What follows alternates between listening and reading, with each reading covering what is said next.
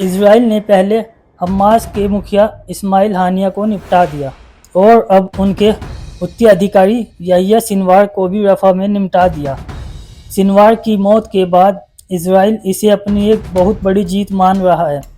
वहीं दूसरी तरफ लबनान का हिजबुल्लाह नसरुल्लाह की मौत के बाद घायल शेर की तरह इजराइल ताबड़तोड़ हमले करता दिख रहा है।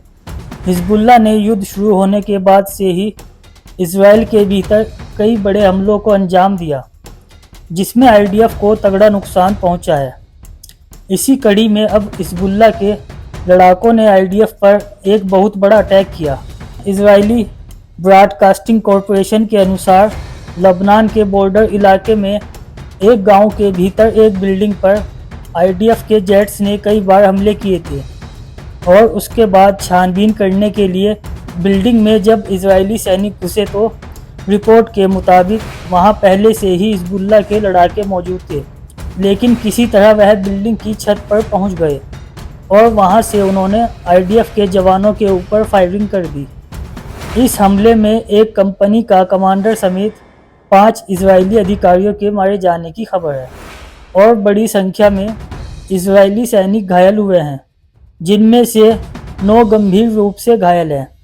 हिजबुल्लाह की सबसे इलीट राडमा फोर्स ने जंग के मैदान में एंट्री कर ली है, जिससे युद्ध के अब और भी ज़्यादा भीषण होने की आशंका जताई जाने लगी।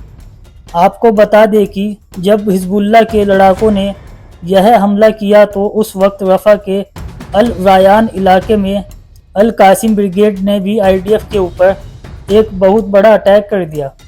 अल कासिम ने यहां इजरायली सेना के रास्ते में बारूद बिछाकर उसे उड़ा दिया। अल कासिम ब्रिगेड ने इस हमले का एक वीडियो भी जारी किया है, जिसमें साफ दिख रहा है कि दूर आईडीएफ के कई सैनिक पैदल चल रहे होते हैं और उनके आसपास काफ़ी मलबा रहता है।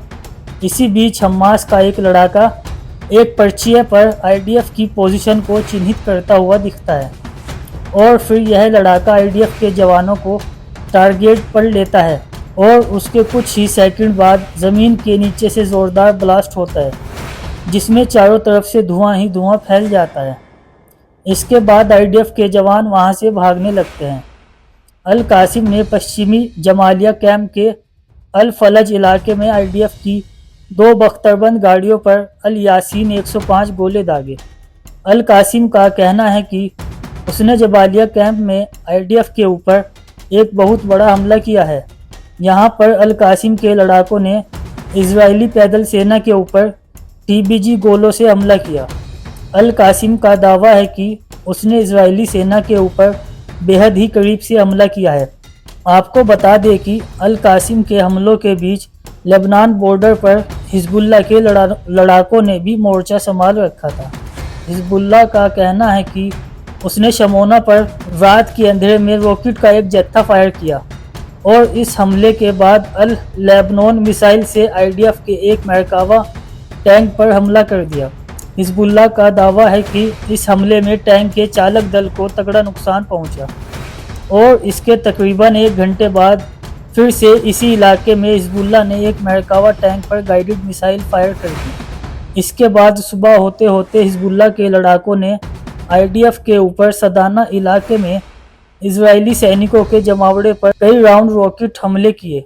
हिजबुल्लाह का कहना है कि उसने इसके बाद बख्ता फॉर्म्स में भी आईडीएफ के जमावड़े पर रॉकेट बरसाए और इस हमले के दौरान फिर से सुबह करीब 9 बजे तक लबोने हाइट्स में 2 मरकावा टैंकों पर गाइडेड मिसाइल दागी।